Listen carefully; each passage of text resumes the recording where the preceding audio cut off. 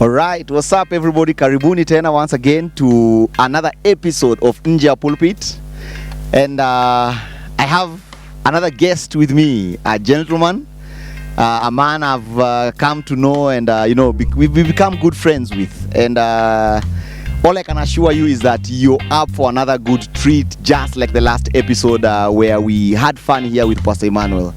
My name is Maluki Kimetu, and I'll be your host for today. I hope that you'll stick around and you'll get to watch the video until the end as we get to know this gentleman together. You know, by the way, when I'm speaking, it's so hard not to mention your name. So maybe you should introduce yourself. Yes. Karibu sana to Nje ya Pulpit. It is. Please introduce yourself kwa wapendwa watazamaji. It is a pleasure, wapenzi watazamaji. Jina langu ni Haggai Imbiaka Idambira. And they're all Kenyan names, by the way. Okay, so I think apart from the first one, the other ones you've spoken in tongues. I'm a man of God. Even my names, they're angelic. They represent. They represent. Haggai, you've never spoken in tongues. Okay, all right. Guys, Haggai is a pastor. He serves at Nairobi Chapel, Karen, yes. Yes, he has so many other things that he does. He's youth pastor, anafanya admin, anafanya media, asijua in charge of band, yani umse ako kila mahali, by the way. Something which is not, by the way, healthy. Do you know that? Why? It is not healthy. It is not because healthy. First of all, you can't be effective because you're divided. True. You give some energy here, there, because everything has to happen at the same time. Yes, true. But you see, the thing is that when you're working in a church plant, they are the official duties. And then the others. So I have official duties. The official duties is that I'm a teens pastor. Yes. And I'm also doing administrative, casuals and sound. Yes. But when you've been a church plant, wewe siku nakati umelima hapa shamba, umekata miti, umebeba meza. I don't know. I was just making fun of it, but it is true, it's a good thing that you have the main responsibility, then others that you get to add. But it's okay. You have the grace, especially this period. Yes. Ukifika ile age nimefika ndugu. Mgongo itakataka zingine. Itabidi. Maluki yezi kwa miaka mingi hivyo sana Maluki. Haggai, do you know in this area, Haggai, there's a desert in my head. But do you know this area, they're still where? Mimi niko na grey hair. No. The problem with people with grey hair here, ulipita chini ya kisiagi. And then the unga, you know, Haggai, we know where you're coming from. So the unga has officially become tribal. So when you try to shower, it never came off completely. Ilikuwa mapo. You know, jeans, bro. The jeans. We're also wearing jeans. But anyway, Haggai, I have a set of questions here. Wow. That I want you to answer. All right. Okay. All right. And I think we will begin with a few. All right. They're like only five. Okay. So who is a Haggai? So my name is Haggai, as I've mentioned. Born and bred in Kibera slums. Watu wa Kibi. Number 9 representing. We're bringing ghetto to uptown, my brothers. Lower Karen, if I say so myself. Yes. I'm a firstborn in a family of 5 siblings. Right. So I have a brother, a sister, and the last ones are twin sisters. Oh, amazing. Yes. What else do you want to know? Just keep. Are you married? Oh yeah. So I recently. You've just even forgotten. Someone will sue you. Well, Pastor Maluki will edit that. Edit that part out. So it was Missouri. So I'm recently married. I convinced someone that I'm not that bad to live with. Are you sure? And it has been 2 months. So it seems like it is working. Yes. And like you said, I'm involved in church. Yes. I love young people. Wow. I'm also a poet. I do spoken word. And recently, last year, I was able to author an anthology of Christian poems. Wow. Called Patterns of Emotion. And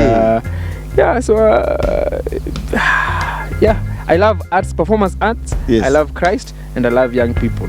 Okay. Yes, Okay. that is in a summary. Okay. Do you love sports? What's your favorite movie? Okay. So I love athleticism. Actually, I run in the morning. Okay. My best time is. So you are a racist.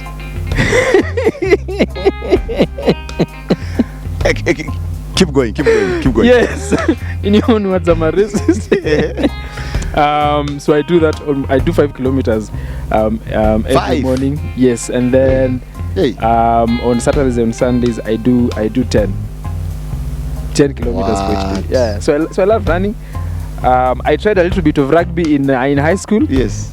Did not work out for obvious reasons. My friend, make food your friend. My wife is trying. Yeah. Okay. And that is what the sport that I do enjoy. Movies, and you're a movie guy. Yes, I'm a movie guy. I'm more into animation. I mean, yes, okay. I love animation and action movies. So which action movie is your best? There's this movie that I've watched so many times, and probably people know about. 2 actually. Yes. So one is the Last Stand, and then by I think it's Arnold Schwarzenegger. Good movie. Ndio Commando. Kama sio yeye. Ndio Commando. Si Rambo. Si Sylvester. Rambo ni Sylvester Stallone. Oh, Rambo, Commando. So yes, so ni Commando. Ni Commando. Okay. Sylvester Stallone. And then The Count of Monte Cristo. It's a 2002 movie. Hiyo ni ya mapasta. Hapana, si ya Monte Cristo. Yes, ya mapasta. If you've not watched that movie, you've not watched any movie. Hey, my God.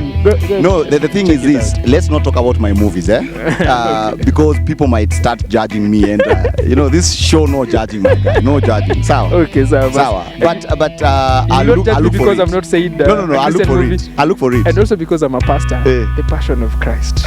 It's your favorite movie. Just in case my boss is watching. Me, when it comes to Christian movies, I love Faith Like Potatoes. Oh, Faith Like Potatoes, I haven't watched that. It's a very interesting movie. It's one of those movies that, it's good, You just watch, and it jengas me, by the way. It jengas. And then there's another movie, a very interesting movie. Make time and watch it. It's called Coach Carter. Coach Carter. You'll enjoy that movie. I think I have it, but you will enjoy. By Samuel L. Jackson. Enjoy that movie. Yes. It's a very interesting one. Awesome. Okay. What's your most embarrassing moment? What's the most embarrassing moment in your life? So the most embarrassing moment. Yes. I don't like sharing this, but okay. Anyway, now that I'm here in this show, there we go. You get exclusive, my brother. Oh yes. So there's this time a friend of mine was running. I schooled my college. I schooled at Shiara University. Hey. So sorry. No, that was just in passing. Hey. It's not pertinent to this information. So sorry. Okay. So she was running for president, and if she had won the presidency, she would have been the first female president in Kenya. Yes. It was in 2016, if I'm not wrong. And I was the poet of the school, unajua? Yes. And niko na kirere sana. Wagwa. So she told me that you're a talent. Hey, man, I got. If you gotta lose who is the poet. Oh yes, Imbiaka. Himself. So she told me, you can come. I'm doing a fundraising. Kuja ufanya a few lines. Yes. So I'm like, cool. I'll do that. So I had an idea of the poem that I wanted to share that day, and I wrote it down. Yes. Then I did a few memorization, nikasema kitu iko sawa. And she told me actually way early, like a month. Nikajua kitu nimefanya stage, but niko sawa. Kitu ni rahisi. So your day, I don't know what happened. Nikamkatoa asubuhi vizuri, and we were visiting with some friends of mine to have fun na nini. Kitu kanaambia manze, try and remember that. Yes. That rehearse this thing. Sema nini? Me have done things. Me unakumbuka pogisho mpaka nimefanyia poem. Serena huko akanilipa. Hii ni nini? The young one from Kibra. Kujiamini nayo. Bana hisi kota nipande stage. Wewe. Nikaanza lines. Nikapiga paragraph ya kwanza, ya pili. Lines zimepotea bro. Completely. Completely. Sasa hapo ndio panic mode. Ukakuwa blank. Nikaanza tena. Blah blah blah blah blah blah blah blah blah. Ukafika ile point bado tena. Blah blah blah blah. You know how many times? 5 times. That was how embarrassing. Unaanza. People are laughing. You didn't become creative. Alafu wazazi tu kukicontent hapo kwa let me tell you, there's something about panic. Yes. When you panic, siko panic bro. Unakuwa tu black. As unakuwa black because unajua there's so many things that are running through your head. Yes. You want to be creative and but also umetense, umeogopa. People are laughing. Manze nilitoa hiyo ya 5 nikasema hapa. Ukiangalia wasema tu kila mtu anakucheka. Yani you're like there's nobody who's supporting you at that moment. And so I'm drenching in sweat. Do you know Haggai, yeah? There are pastors who are like that. Who forget lines? No. Like on Sunday, somebody anakam kwa pulpit. They are coming to preach. Lines meaning? No. Not even that they don't have lines. All they have is one scripture they read during devotion in the morning. Lakini kujiamini buda. I think ule mzee akiongea sauti tu yenyewe unaona iko na upako. Iko na upente. Iko na when Uzziah died. Boss. People preach stuff. Ile upente ile. People preach stuff bana. The only difference there by the time they're coming down they say the Holy Spirit spoke through me. Wewe nani? Unajua naye God the thing is this God atakaki kuacha watu wake wa hang dry unajua. So he protects his sheep. Anani. So ana speak unajua. Basi unasema mimi I'm not one of them. My guy. So wewe ile siku ni kiburi buda. I think ni kiburi. But right now 5 times. But it affect lakini nilika siku grace stretch for a very long time. I was so fearful and afraid that might happen again. So it affect esteem yangu. Hata shuleni nilikuwa na disappear. Na come tu nafanya ile kelele yangu na come to class. Nimetoka class. Then but I met with a friend. She was like, it's okay. So what were you doing in school that time? What were you studying? So I've done a diploma and a bachelor in international relations and diplomacy. So any diplomat mzungu umekaa hapo my guy. Don't joke. Mambo ya conflict resolution. Management ya so unasema wewe na wife yako mtaiko sana. Conflict she's the happiest woman in the world. Utakwenda resolve na before yake. I can see a conflict before yake. You're a pastor, you can discern and then you can solve the conflict. Man, so take a telemap. Prosco Yandas brother. Yo, mad is another level.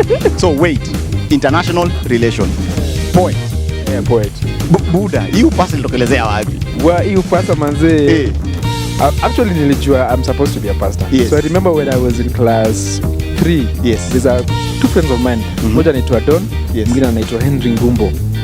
We used to pray together. Maza tunafast at that age. Yes. We pray for the school, we pray for everyone. Yes. And I remember growing up, myself preaching in front of many people. Kuna speakers na nini na ulikuwa na dream. Nilikuwa na vision bro.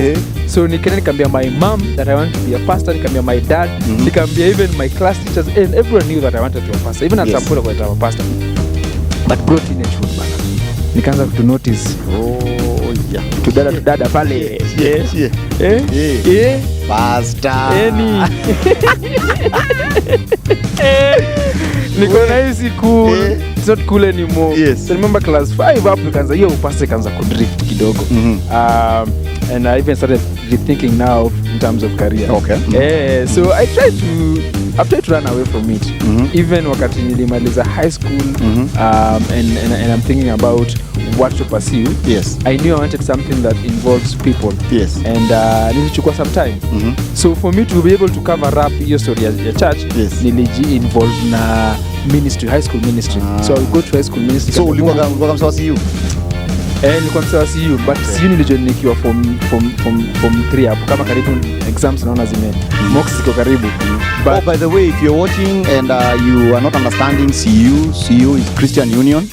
It's a name given to the fellowship in high schools. In high school, yes. Yeah, but in most high schools it's not compulsory, so you join if you want. So if you hear a guy like him, he joined voluntarily. God him so. God him so manze. God him so mbaya sana. Because nilifika mbali nikakuwa rude kabisa and a bad guy. But the thing is that consistently I knew at the back of my head that this is something that I need to do. Yes. I need to honor that young man. Even at some point, nikijipata tu mahali pesa nitatu random. Pastor. I'm like, Messi pastor.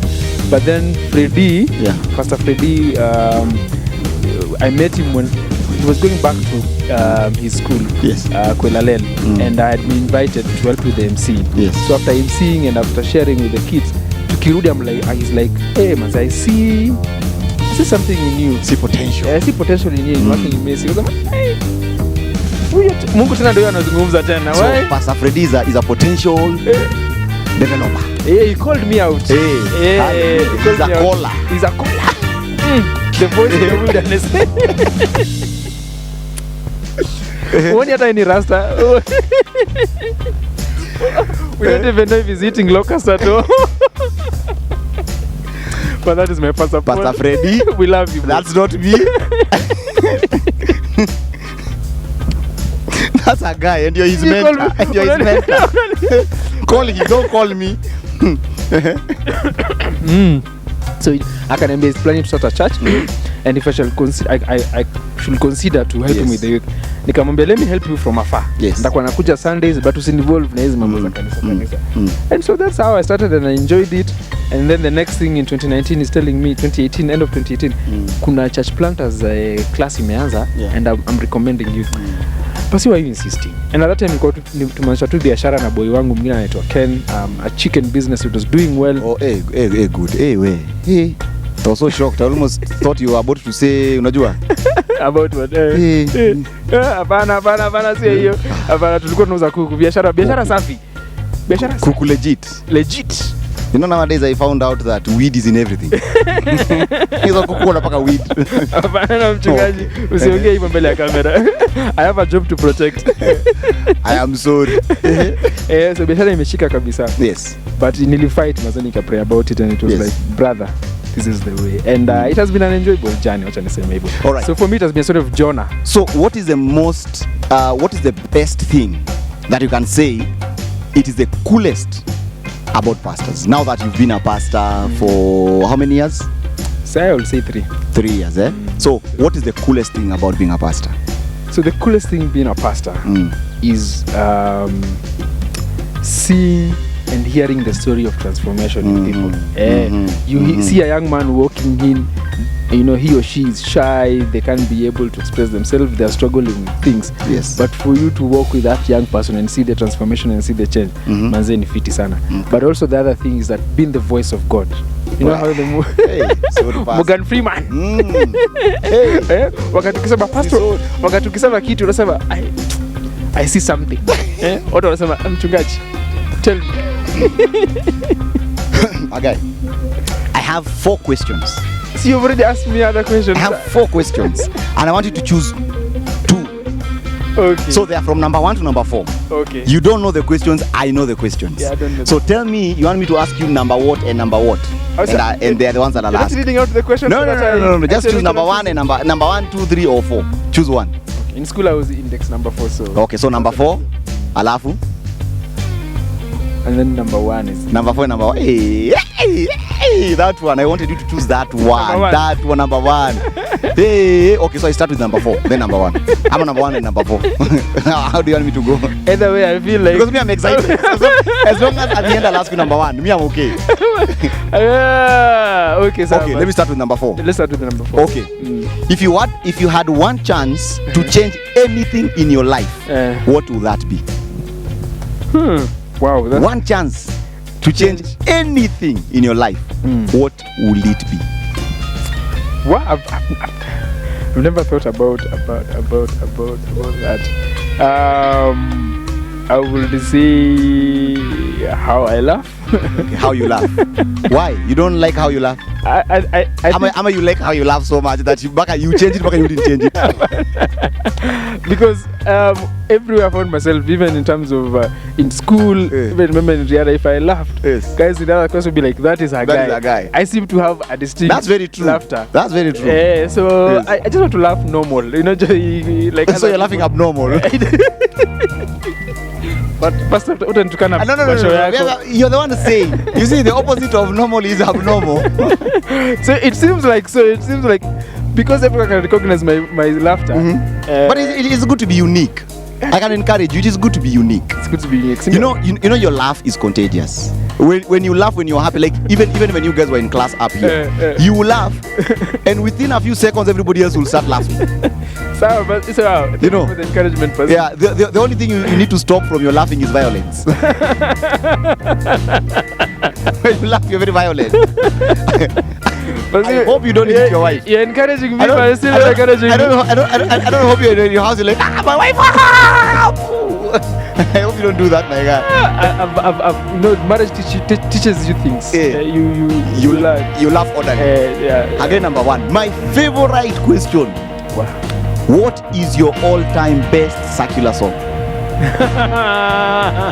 Now that you've noticed, you just became a pastor just 3 years ago. Just 3 years ago. But see why are you doing this to me? What? Let me repeat. Which is your all-time best secular song? You can do this, my guy. You can do this. Me, I never listen to secular music. Hey, shock us. Hey, pastor. Say the truth, shame the devil. My best all-time secular music. Yes. All right. I know you have an album. Just say one.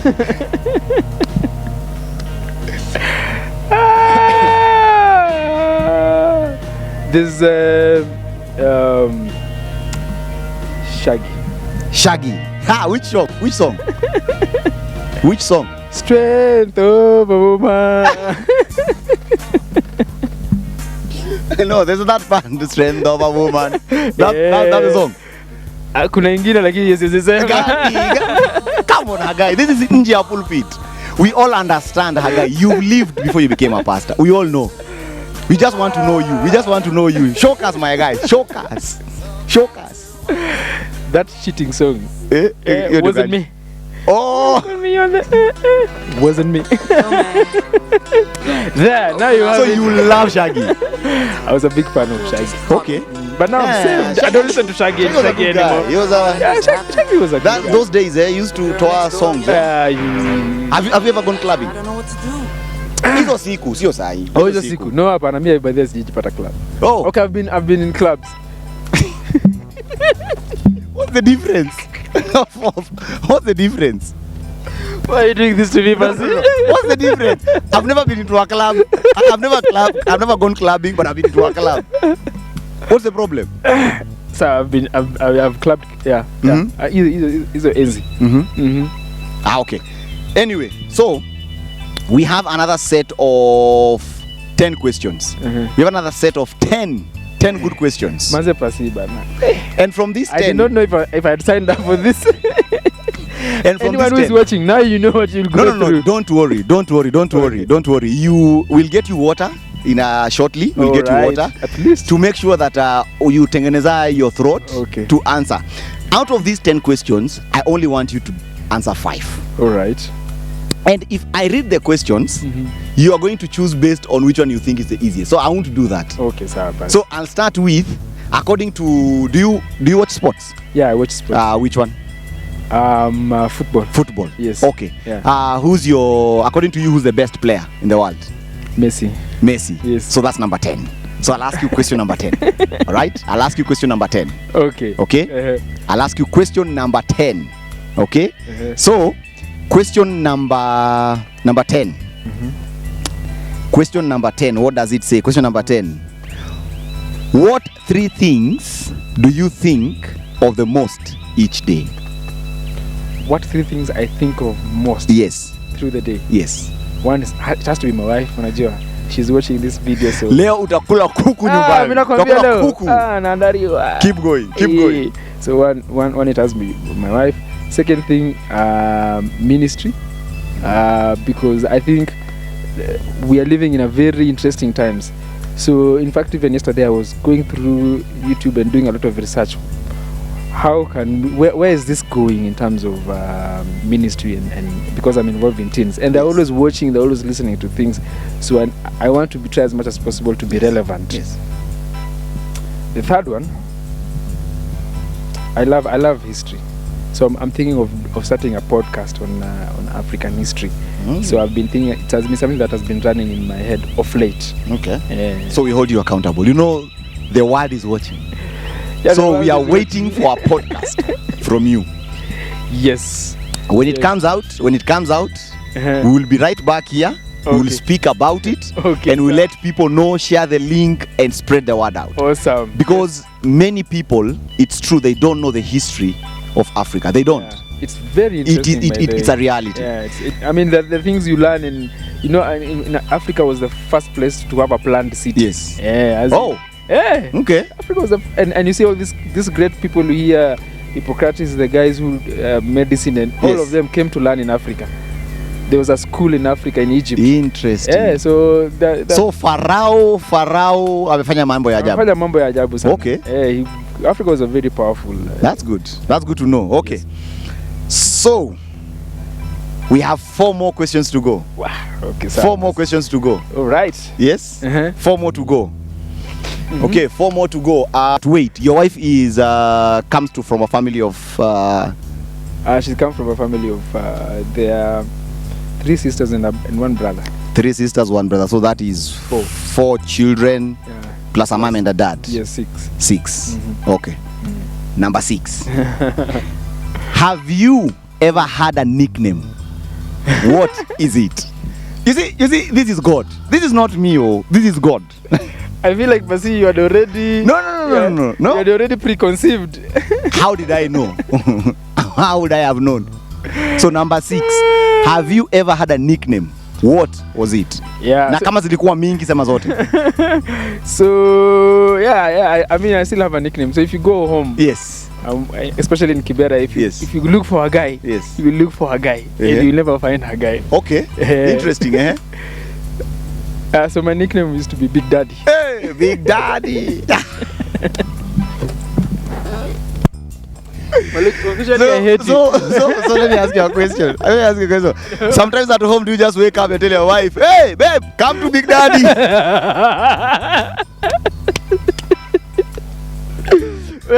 Do you have let me tell you, this show is explicit now. Officially, this is if you are 13 years and below, please go and watch Generation 3. Okay, I think it is not this show. It is your nickname. Your nickname is a problem. This show is so very much okay. Do you have any other nickname? So there are many iterations of this name. Okay. So Big Daddy. There was Biggie. Biggie. Big Man Bazoo. Big Man Bazoo. There was no. You have to say that one. Yeah, you have to say that one. That is the one that we want. That is the one that we want. There's another Big Doo-Doo.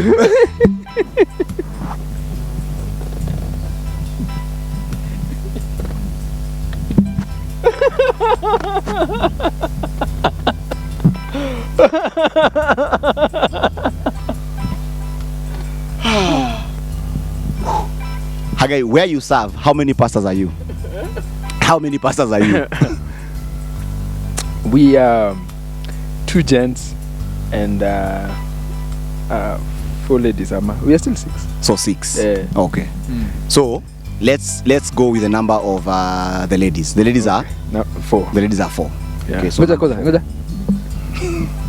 no, there are 3. There are 3. Yeah. So go to number 3. You keep choosing the best one. This number 3. Listen, this system was rigged. No. Let me read the question number 3.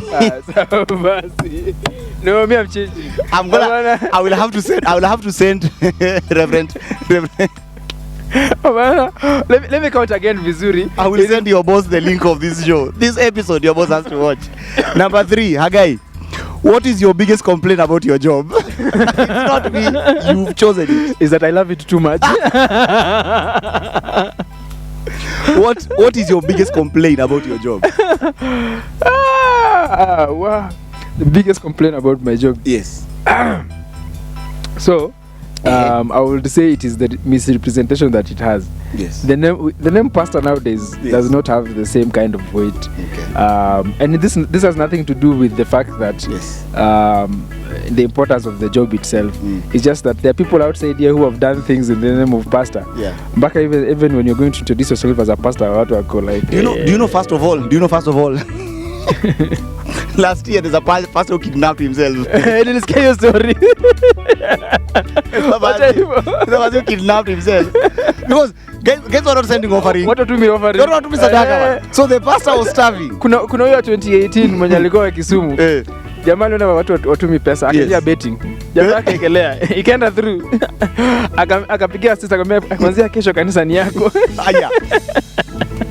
So he won. Alishinda jackpot Wow. Akaambia na sio akipreach sana, aliambia watu usifanye kazi ya betting. Si kazi nzuri. Wow. But yeah, there's just a lot of presentation. Alafu pia kuna hii ya the guy who tried to resuscitate someone from death, ikapatikana ni uongo. Have been so many guys who wametumia jina vibaya. And so sometimes it but just they are good pastors. They are still the name pastor deserves a respect and it has a weight. Exhibit number 1. Haggai, I'm going to read another question, which is another number that I love. Another number that I love. Okay.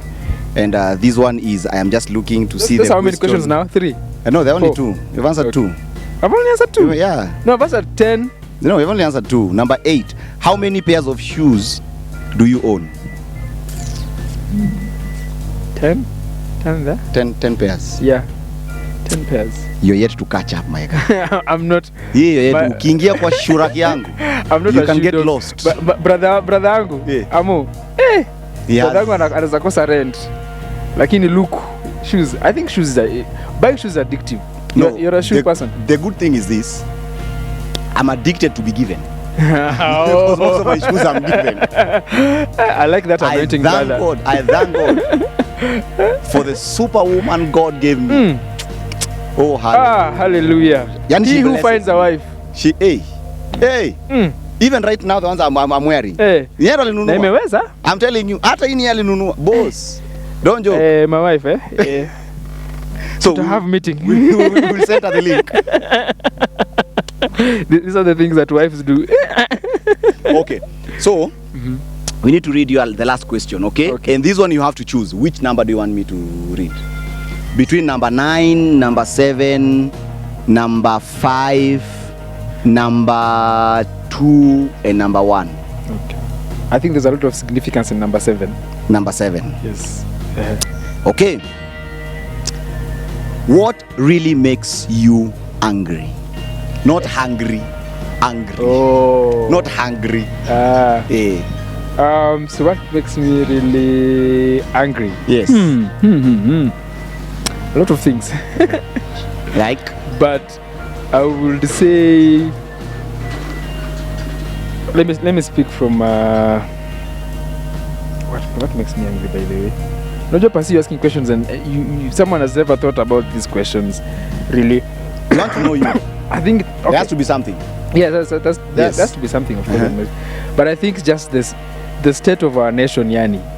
There are things people, the guys are doing that makes me really angry. I will give an example of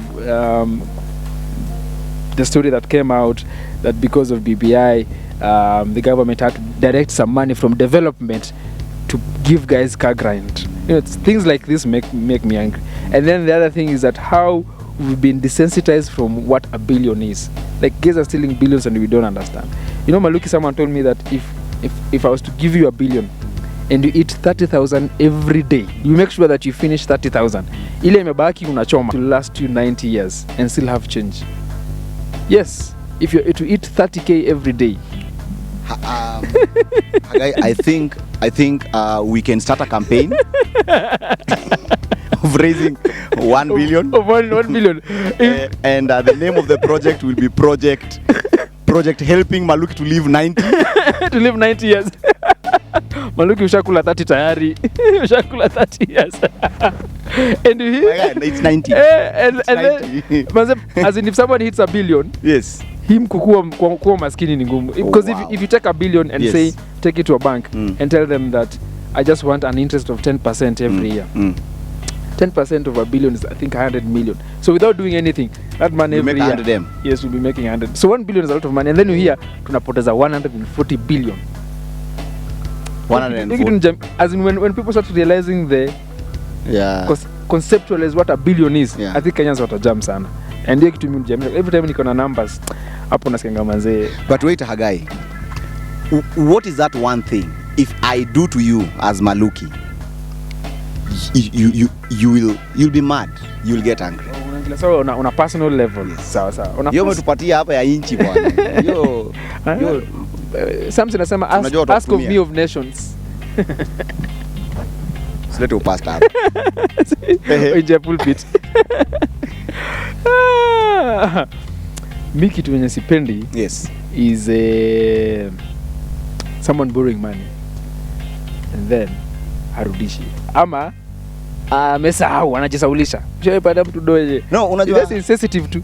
Haggai, unajua the reality of things is when you have my debt, I will never forget. But when I owe you, too bad for you. I'm bound to forget. Sasa unajua kuna wase unakutana nao hata kuna wengine ambao wanakuomba tena. Jamaa anakuambia niaje? Najua kuna toke yako but unirushe kingine and then kwa like hujasahau ama kuna people wanakusalamia tu confidently wanafanya shughuli yao na they nini like they forgotten completely. Me by this is a wingi deni amse. Okay, kuna msanii kwa deni yake najua taksot. Anaweza kana watch. Anaweza kana watch alafu ataipa pale chini na ile yangu na I know you. Taksot. Okay, anyway. It's a good thing to know that about you, especially because I spend a lot of time around you, so that when I ask for your 10 shillings, I pay you back. I'll give. I'll pay. I'll pay. I'll make sure. Unajisikia kunikopesha saizi kama thou 10 hivi. Niko nayo kwa bank. Haggai, this is now my best part of this show. Okay. Nje ya Pulpit officially. Here we come. This is the best. All these are equal the best. I'm telling you, those other ones were just to know you. Okay. Now this is to know about the God you profess. Okay. See, you're a pastor. Wacha tukuweke kwenye ratiri. Hata vile umesema mpaka nimeanza kudoubt. Mimi ni pastor. Wacha tukuweke kwenye ratiri. I'm a pastor in training. You're a pastor in training. Even the questions I'm about to ask you, they'll train you even better. They'll equip you further. The last time that we had these questions with Pastor Emmanuel, my guy, I had fun. My guy, alijibu ngapi? I had fun. Alijibu zote. Don't worry, alijibu zote. Sawa. Even you're going to answer all of them. Hallelujah. And then the problem is this. Marking scheme iko YouTube. Don't be harsh, people. The guys are going to say the ones that you've gotten correct and the ones that you've not. Okay? So it's a quiz. So I won't even tell you the answers. I know they have the answers. You know the beauty of being this side of this seat is the fact that you have the questions, you have the answer. But see, even in a trivia, you can say pass and then they ask you another one. Now the problem is there's no pass here. It doesn't work like that. It doesn't work like that here. But I'm going to be merciful because I know I have hard questions. Okay, sir. You have hard questions? Yes, I know. So I'm going to give you choices. Okay. So you'll choose from one. Okay. Sawa. You'll choose one from the choices. Okay, sir. Aya. Number 1. Name one of the 5 books in the Bible that contains only one chapter. Do you need choices for that? That contain only... Name one of the 5 books in the Bible that contains only one chapter. Okay. It can either be New or Old Testament. I think one of the... Is it Peter or John? So are you asking me or telling me? It's between Peter and John. Peter and John. Mumesikia? Peter and John. Peter and John. When Jesus died, what 3 things happened? When Jesus died, what 3 things happened? Okay, so pick from the list. I'm going to give you the list. Let me try and remember 2. Okay. So there was a darkness in the day. The curtain was split in the holies of holies. Now the 3rd one. Unataka aje? Niseme ama nisiseme? Sema nipatie mali. Okay, so pick from these ones, okay? Earthquake. A plague on the house of Pilate. No. Veil in the temple torn. Yes. All babies cried at once. Tombs broke open. Babies ni babes. One of the pastors in our church one day was preaching and he asked a question. You keep calling your wife babes. When is she going to grow up? Maybe we'll couple and my babes will cry at the same time. I guess I just sitting there like wow. Hiyo ni mbaya lakini. So anyway, Which so one? Earthquake. Earthquake. Yes, just so there's earthquake, there's curtain, and darkness. In darkness. Where in the New Testament does it talk about the perseverance of Job? In the New Testament. In the New Testament, where does it talk about perseverance of Job? Hebrews 11, about the fathers of faith. Ama? Naweza kusomea majibu. If you want, I can read the answers for you. You choose one. Should I read the answers? Yes. Okay, is it in the book of Hebrews, Revelation, 2 Timothy, or James? I will go with Hebrews. You'll go with Hebrews. So you never come correct. In the video there, we'll put the correct answer. We'll put the correct answer. For Haggai, he also has to watch the show to make sure that he's going to get the answer.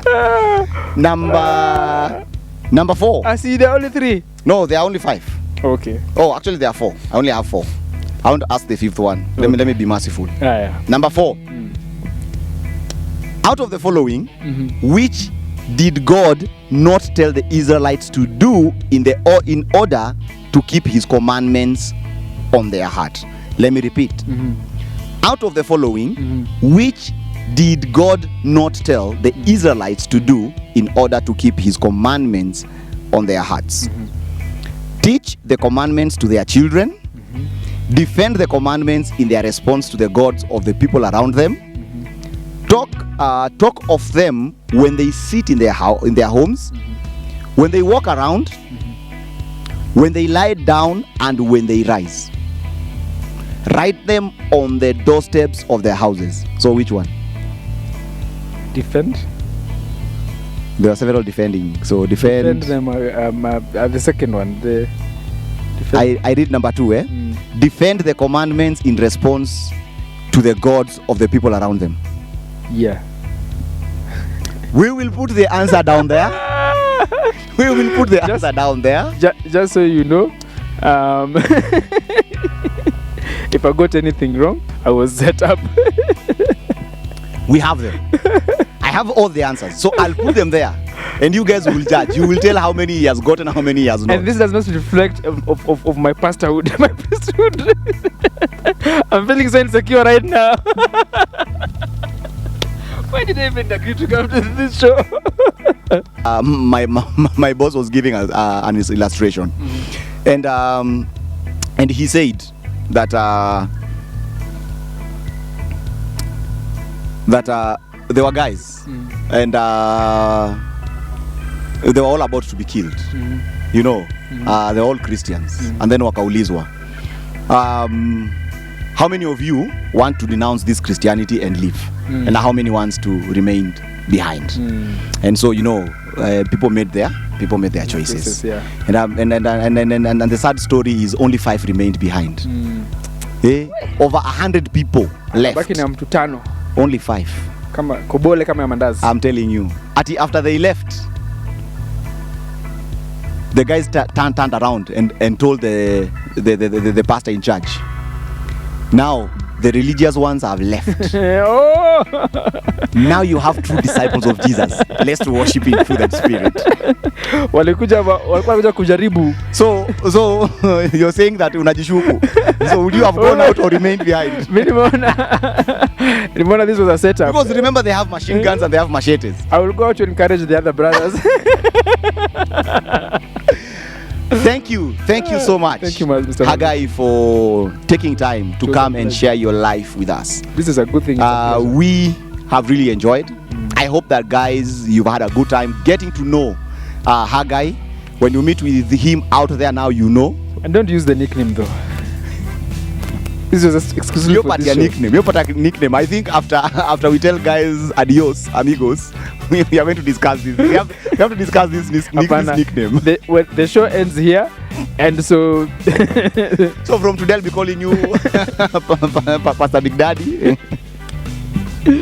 Guys, if you're coming to this show, don't say the truth. It will be used again as Pastor Big Daddy. Hey, that's a good one. That's a good one. But thank you so much for taking your time to come be with us, to openly share with us your life, to allow us to know you beyond the pulpit. Yeah. I am so sure even your teenagers will be so excited to watch and just get to know their pastor beyond the Sunday. You know, on Sundays when you stand there, you're so serious. Even casuals, when you're paying them, they can't say one wrong word. They know, hey.